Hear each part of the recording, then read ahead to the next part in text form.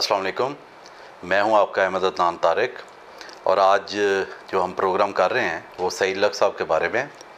ये सुनहरी अदीब का जो हम प्रोग्राम करते हैं उसका छठा प्रोग्राम है। आपको पता है हमेशा मेरे साथ मौजूद ना भी हों तो महराज सादत साहब इस सारे प्रोग्राम में मुआवनत करते हैं। डॉक्टर महराज सादत साहब लाहौर से जो हैं।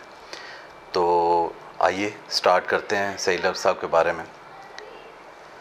अवाइल 1978 में मैंने तालीम व तरबियत के लिए एक मज़मून लिख कर भेजा था जिसका नाम कुत्ते था। ज़ाहिर है ये पतरस बुखारी के मज़मून से मुतासर होकर लिखा गया था। 14 जुलाई 1978 को ऐन मेरी सालगिरह वाले दिन मेरी वालदा जो तानलेवाला हाई स्कूल में एडमिनिस्ट्रेस थी का इंतकाल हो गया। मेरा मैट्रिक का रिज़ल्ट 18 जुलाई 1978 को आया था। ये मज़मून कुत्ते नवंबर 1978 के तालीम व तरबियत में छपा। तब तक मैं तानलेवाला से नकल मकानी करके अपने वालिद मरहूम के पास फैसलाबाद में आ चुका था। मेरा आज तक का मुशाहिदा और याद हमेशा मुझे ये बावर करवाती है कि फ़िरोज़ तंज़ के नावल्स की वजह से पाकिस्तान में बच्चों की कई ऐसी नस्लें तैयार हो गई थीं जिनका ताल्लुक़ पाकिस्तानी मिडिल क्लास और अपर मिडिल क्लास की तालीम याफ्ता फैमिली से था, जो ये नावल्स पढ़ती जवान हुई थी। बाद में इन नावल्स या किताबों से हासिल करदा मालूमात की वजह से ये बच्चे डॉक्टर, इंजीनियर, सिविल सर्विस अफसरान की सूरत में मुल्क व कौम की आज तक खिदमत कर रहे हैं। आज भी वो नस्ल जो अब बुज़ुर्ग हो चुकी है उन किताबों के सहर में मुब्तला है। वो इस जिद्दोजहद में भी लगी हुई है कि किसी तरह वो लिखने पढ़ने वाला दौर वापस आ जाए। वालदा के इंतकाल की वजह से तानलेवाला मुझसे दूर हुआ तो आज मुझे लगता है कि मेरी ज़हनी नशोनुमा सिर्फ़ उस पढ़े लिखे माहौल से दूर होने की वजह से वहीं रुक गई और उस माहौल में परवरिश पाने वाली नस्ल मुझसे आगे बढ़ गई। मैं आज जो वाक़यात लिख कर उसके नताइज आपको बता रहा हूँ, आइए आपको उसकी तस्दीक करवाए देते हैं। जब मेरा मज़मून तालीम व तरबियत के मुदीर तक पहुँचा तो उन्होंने मेरे तहरीर करदा एड्रेस जो मेरी वालदा की मार्फत मेरी वालदा के स्कूल का था पर एक जवाबी ख़त भेजा जिसमें उन्होंने मेरी वालदा को मुखातब करके लिखा था कि ये बच्चा जो बयानी है कि वो आज की तारीख़ तक 15 साल का नहीं है के लिए इसका मज़मून तहरीर करना अपनी उम्र से बड़ी बात है। इस मज़मून में मुआशरे पर तनकीद जिस शिद्दत से है वो इस उम्र के लिए मुनासिब नहीं है। इसे तनकीद की बजाय मज़ाक की तरफ लाएं। मेरी वालदा वो ख़त पढ़ कर बहुत खुश हुई। मज़मून इस ख़त के बावजूद छप गया। तब तक मेरी वालदा नहीं रही थी, तानलेवाला नहीं रहा था, किताबें नहीं रही थी, तालीम व तरबियत मुझसे छिन गया था। तालीम व तरबियत का वज़ीर मुदीर मुझसे बदकिस्मती से छूट गया था, जो पूरे पाकिस्तान के बच्चों का नबाज था, जो लाहौर बैठा पूरे पाकिस्तान के बच्चों को बग़ैर मिले बता रहा था कि उसे मुस्तक़बिल में क्या करना चाहिए। उसके पास हर बच्चे को देने के लिए वक्त था। उसका नाम सईद लक था। उसके पास मुझ जैसे गुमनाम बच्चे को मुखातब करने के लिए वक्त था। तभी इश्तियाक अहमद साहब जैसे जगादरी अदीब के बड़े मशहूर नावल छुपा रुस्तम को पढ़ने के लिए 6 माह तक उसके पास वक्त नहीं था। वो सईद लक साहब जो बात करते वक्त हकलाते थे, जिन्हें सईद लुकनत कहा जाता था, लेकिन पेशा वराना ज़िंदगी में ना कभी उनके मुसलसल काम की बजावरी में कभी रुकावट आई और ना कभी कलम की रवानी में। उनका असल नाम सईद अहमद ख़ान था। वो 1924 में रामपुर में पैदा हुए। 5 भाइयों और 2 बहनों में से सबसे बड़े थे। मशहूर अदबी और सहाफ़ती हस्ती मसूद अशर साहब उनके बरादर खुर्द थे। उनके अजदाद का ताल्लुक़ भी ज़ुबैदा सुल्ताना साहबा की तरह यूसुफ ज़ई कबीले से था, जो स्वात और बनीर से रामपुर आन बसा था। उनके वालिद मोहतरम का नाम लतीफ़ अहमद ख़ान था। रामपुर में वो ठेके पर ज़मीन लेकर काश्त करते थे। सईद लक साहब को घर में लिखने पढ़ने के एतबार से बड़ा मुवाफ़क़ माहौल मुयस्सर था। उनके चचा रशीद अहमद ख़ान की दोस्ती मशहूर शायर शाद आरफ़ी साहब से थी, इसीलिए घर में अदब का चर्चा आम था। सईद लक साहब ने रामपुर की मशहूर इल्मी दरसगाह मदरसा आलिया से, जिसका इलाहाबाद बोर्ड से इल्हाक था, मौलवी फ़ाज़िल की डिग्री ली। उनकी शादी 1956 में हुई। उनके 2 बेटे और 2 बेटियां हैं। सईद लक साहब तकसीम हिंद से 2 साल पहले रामपुर से लाहौर आ गए। सईद लक साहब अपने काम से काम रखने वाले शख्स थे, इसीलिए उनके दोस्तों की महफ़िलों के चर्चे कभी नहीं हुए। उनकी ज़िंदगी घर से दफ्तर और दफ्तर से घर तक महदूद थी। ज़ुबान में लुकनत थी, इसलिए लंबी बात भी नहीं करते थे। सादा दिल, पाकबाज और रख रखाव वाले आदमी थे। उनकी शरीफ नफ्सी की गवाही वो सभी लोग देते हैं जिन्होंने उनके साथ काम किया या उनके साथ मामला रहा। वो अदब से अपनी वाबस्तगी से अपना इजहार 4वीं जमात में एक रसाला जानबाज निकाल कर चुके थे, जिसे वो हाथ से लिखा करते थे। तकसीम से 2 बरस कबल सहाफ़त का शौक़ उन्हें दिल्ली भी ले गया था। वहाँ वो दीवान सिंह मफ्तून साहब के रियासत में काम करते रहे। रियासत एक रसाले का नाम। रामपुर से लाहौर आना इसीलिए हुआ कि ये शहर बड़े सगीर में उर्दू का सबसे बड़ा अदबी, सहाफ़ती और अशाती मरकज़ था। 1945 में तालीम और तरबियत के एडिटर मुकर्रर हुए और फिर तालीम और तरबियत के लिए लिखा भी बहुत कुछ अपने नाम से और बहुत सा फ़र्ज़ी नाम से। वो ख़ुददार इतने थे कि साहब फ़राश हुए। उन दिनों मैं तालीम और तरबियत के लिए लिख रहा था, ना सिर्फ लिख रहा था बल्कि मेरा तालीम और तरबियत के एम्प्रेस रोड दफ्तर में आना जाना हो चुका था। और कहीं ना कहीं मेरी नज़रें उस कुर्सी को देखकर बेख्तियार झुक जाती थी जहाँ वो इतनी बड़ी हस्ती बतौर एडिटर बैठा करती थी। मैं इधर उधर से पूछता था तो उनकी खुददारी की बातें अफसाने लगती थी। वहाँ काम करने वाले बताते थे कि फ़िरोज़ ने जब बीमारी में उन्हें पैसे भिजवाए तो उन्होंने इनकार कर दिया और आखिर बहुत मुश्किल से राज़ी हुए। वो 15 नवंबर 2014 को फौत हुए। अभी 2020 में मैं जब ये मज़मून लिख रहा हूँ तो मैं तालीम और तरबियत में पिछले 87 माह से मुसलसल छाप रहा हूँ। आज वो ज़िंदा होते तो मैं बड़े फ़ख्र से उन्हें मिलकर बताता कि मैं वही अहमद अदनान तारक हूँ जिसके बारे में आपने लिखा था, और आप हिम्मत अफजाई ना करते तो शायद एक पुलिस इंस्पेक्टर होने के बावजूद मैं बच्चों के लिए ना लिख रहा होता। लेकिन ऐसा लिखने वाले मोहसिनीन क्या दर्जा पाते हैं। उन्होंने कई नस्लों की फ़िक्री आबियारी की और ख़ामोशी से दुनिया से सुधारे। उनकी वफ़ात की खबर किसी अखबार में शाया नहीं हुई।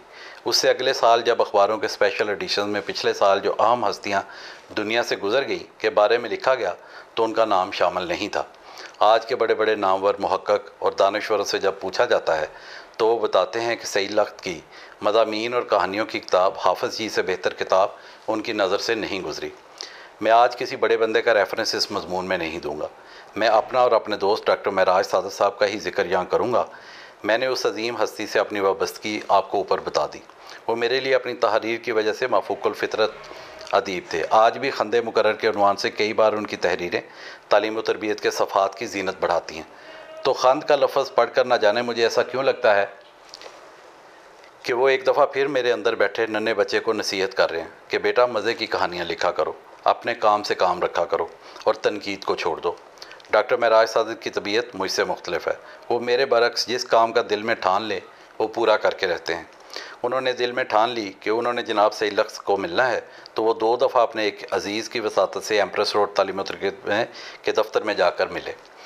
ये 1988 की बात है और आखिरी मरतबा DHA लाहौर में उनके घर उन्हें मिलने गए और तीनों मुलाकातों का तज़किरा करते हुए वो बताते हैं कि इतनी मुश्किल से मिलने के बाद वो उनसे कोई बात नहीं कर सके। बस उनके सामने बैठे उन्हें अकीदत से बिटर बिटर तकते रहे और वापस आ गए।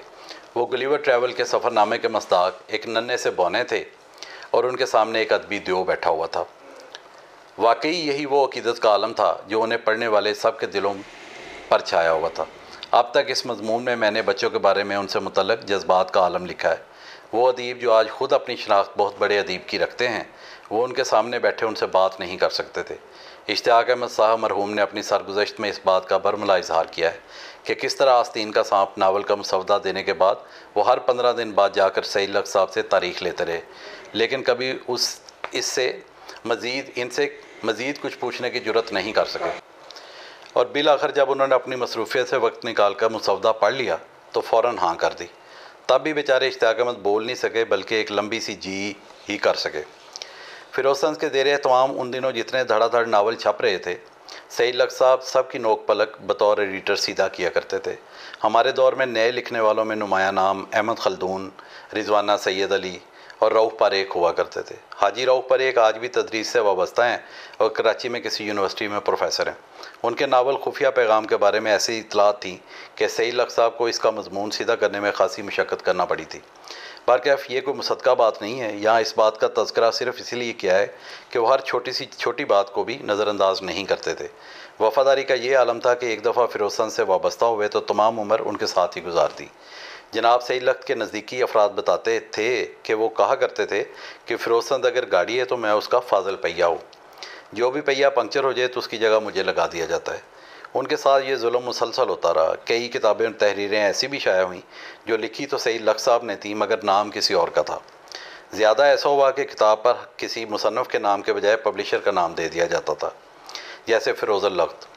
इस लुग़त पर काम तो बहुत पहले किसी और ने शुरू किया था मगर बाद में इसमें जिस शख्स ने इजाफ़े किए उसका नाम ही गायब है। लेकिन अजीब बात यह है कि सईद लख्त साहब को इस बात का कलक था ही नहीं। वो किसी को नहीं बताते थे कि ये मेरा काम है। वो कहते अरे छोड़ो, जाने दो, कोई खुश होता है तो होने दो। उनकी किताब सराय के अंदर, ये जी सराय के अंदर किताब है, ये 1947 में छपी, ये उसका ओरिजिनल एडिशन है।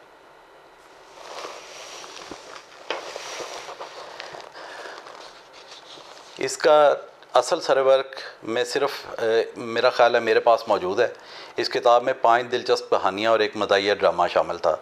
इन कहानियों का मरकज़ी ख्याल अंग्रेज़ी और बंगाली कहानियों से लिया गया है। सिर्फ टैगोर की कहानी एक हद तक पाबंद तर्जुमा कहा जा सकती है।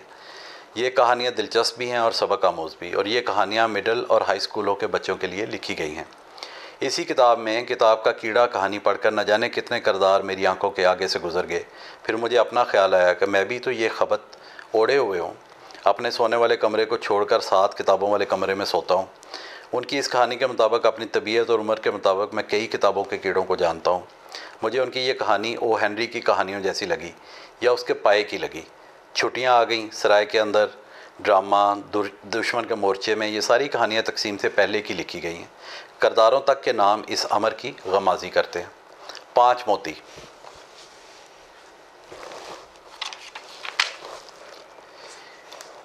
ये 5 मोती का बाद का टाइटल है, और इससे ज़्यादा खूबसूरत शायद मैंने टाइटल नहीं देखा।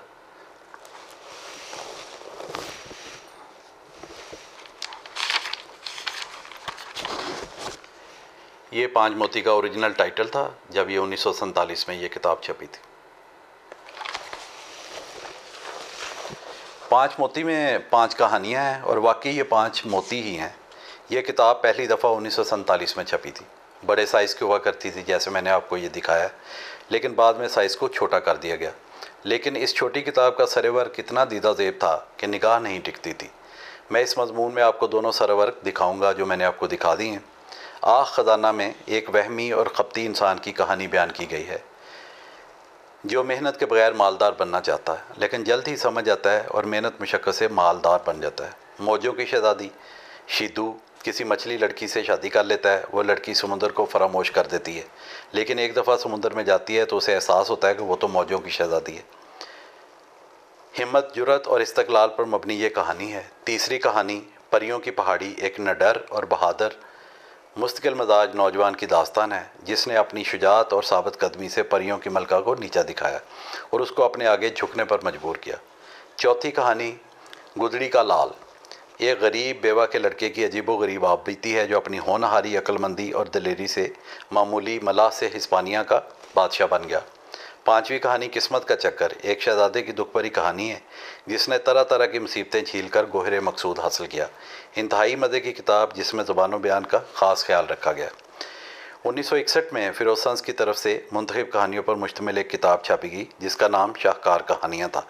इस इंतखाब में अहमद नदीम कासमी, शफीकुर रहमान, अल्ताफ़ फातमा, शौकत थानवी, सूफ़ी तबस्सुम, रज़ा हमदानी, मकबूल अनवर दाऊदी, शहदा कश्मीरी, सराज अनवर, राज यूसफ़ी, शाइस्ता अता, अब्दुल हमीद निज़ामी और मकबूल जहांगीर की कहानियाँ थी। लेकिन एक कहानी थी हाय अल्लाह सांप, जिसके मुसन्निफ़ थे सईद लख्त।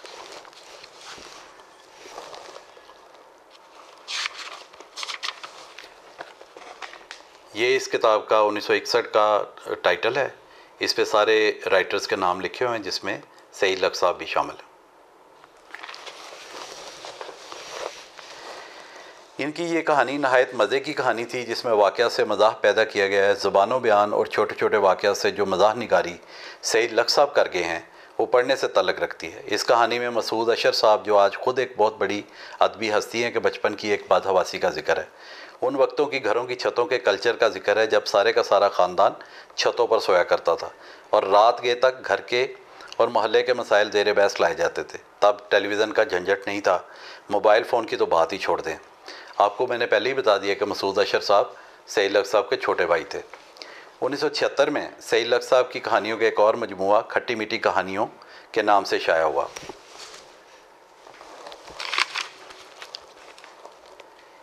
ये खट्टी मीठी कहानियाँ हैं जी। इसमें माखूज़ कहानियाँ भी थीं और मुल्क मुल्क की लोक कहानियाँ भी।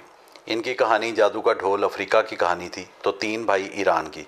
बबलू की साइकिल एनड ब्लाइटन का तर्जुमा थी। इस तरह इतनी मज़े की कहानियों से ये मजमुआ वाकई खट्टी मीठी कहानियाँ बन गया था। 1947 में ये भूतों के कारनामे शाया हुई।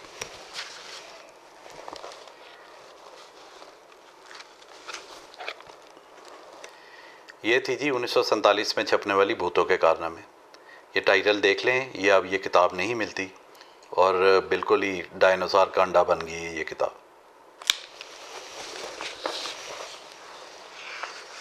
दिबाचे में गर्चे फिरोज़तंज़ ही लिखा गया था, लेकिन मुसद्दक़ा ज़राए के मुताबिक ये सईद लक साहब की ही कहानियाँ थीं। वैसे तो पाकिस्तान बनने के बाद जिन किताबों पर मुसन्निफ़ के नाम नहीं हैं और सिर्फ फिरोज़तंज़ लिखा हुआ है, सभी की ज़ुबानों बयान से गुमान अगलब है कि दर हकीकत ये सईद लक साहब की ही तहरीरें हैं। और अगर अदारे के अपने नाम से भी छप गई है तो सईद लक साहब को इससे कतई फ़र्क नहीं पड़ता। इस किताब में 4 कहानियाँ थीं: भूतों की मलका, मरीख की सैर, भूतों का जजीरा और रेगिस्तान का देव। सारी भूतों के कारनामों पर मुश्तमिल थी और बतौर आदमजात हमने इस किताब का भरपूर लुत्फ़ उठाया। गुग्गू मियाँ।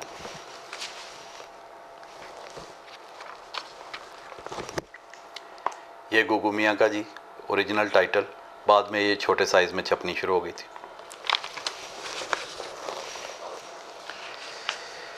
गुग्गू मियाँ सईद लक साहब की शुरा आफाक किताब है, जिसमें और अदीबों के अलावा सईद लक साहब की 3 कहानियाँ आइसक्रीम, शम्मू के दादा और तीसरी गुग्गू मियाँ शामिल थीं। और नन्हे बच्चों के लिए क्या मज़े की कहानियाँ थीं। गुग्गू मियाँ में आइसक्रीम कहानी में एक बतखा आइसक्रीम बेचकर ख़ुद को नखट्टू होने के लेबल से आज़ाद करवाता है। कमाल यह है कि इस किताब में एक कहानी इंतज़ार हुसैन साहब की भी है। सईद लक साहब की कहानियों पर मुश्तमिल उल्लू के घोंसले से भी बहुत मज़े की कहानियों पर मुश्तमिल किताब थी। ये है जी उल्लू के घोंसले से।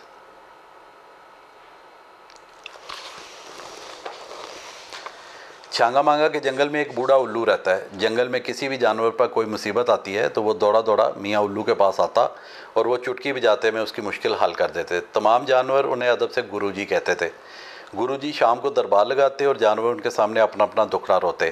तो उस दिन गुरुजी जानवरों को एक दिलचस्प कहानी भी सुनाते। इस किताब में उनकी 4 कहानियाँ हैं और एक से बढ़कर एक हैं। कहानियों के एक और दिलचस्प मजमूआ भी था जिसका नाम ही दिलचस्प कहानियाँ था। ये हैं जी दिलचस्प कहानियाँ।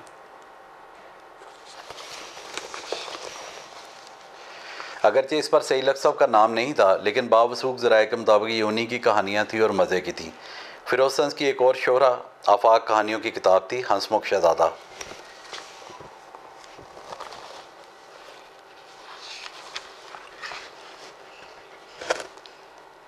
ये थी जी हंसमुख शहज़ादा।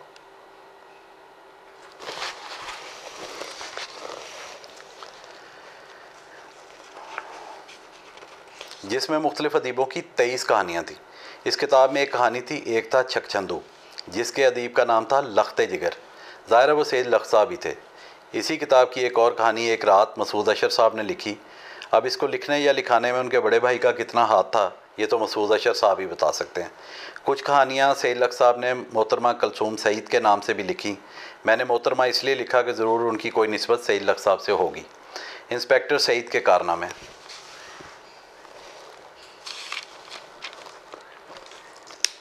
यह है जी इंस्पेक्टर सईद के कारनामे।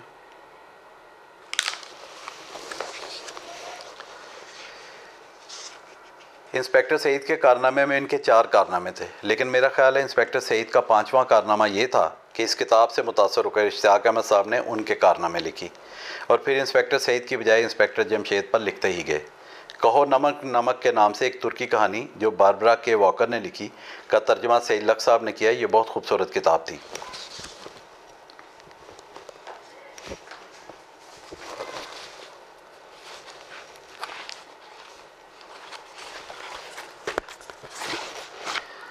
यह है जी कहो नमक नमक कर टाइटल।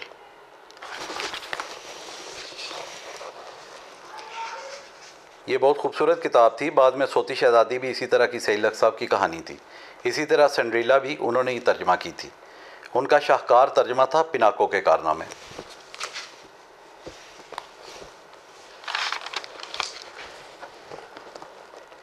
यह है जी पिनाको के कारनामे।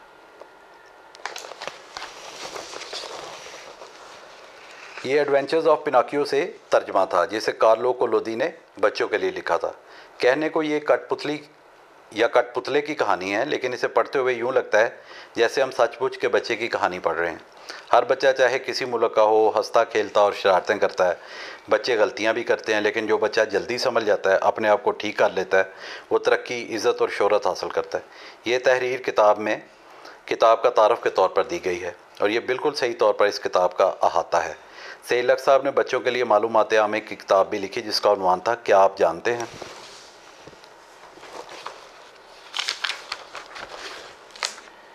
ये थी जी वो किताब।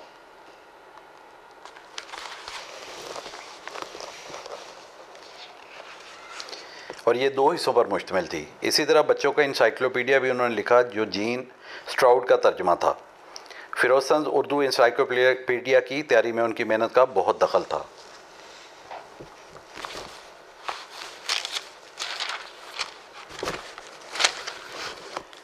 ये था जी बच्चों का इंसाइक्लोपीडिया।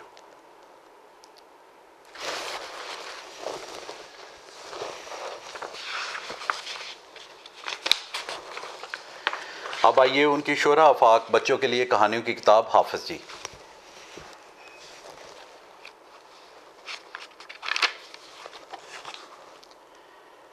ये है जी हाफिज़ जी और ये इसका ओरिजिनल टाइटल।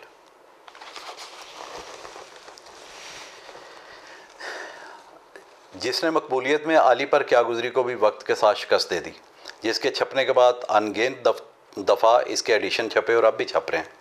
1972 में इसका 13वां एडिशन छपा था। तब से आज तक मुसलसल इसके एडिशन छप रहे हैं।